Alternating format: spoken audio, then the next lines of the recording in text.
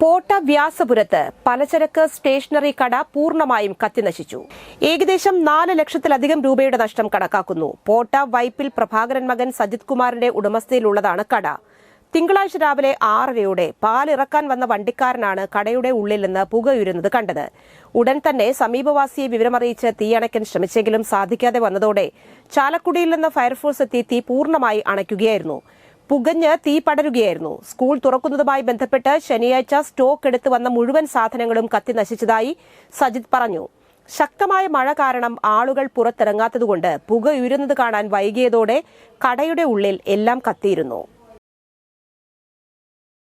നമ്മൾ ഏകദേശം ഒരു 6:15 വീടിൻ്റെ അടുത്ത് ഈ കടയുടെ അടുത്തുള്ള ഷാജിറിനാണ് വിളിച്ചത്.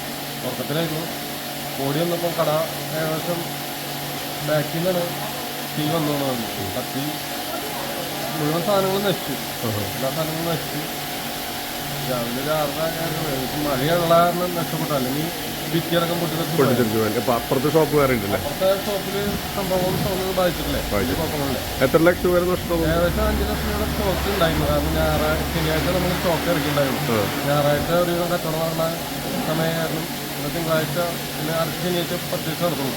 ശനിയാഴ്ചകളിലാണ് പർച്ചേസ്.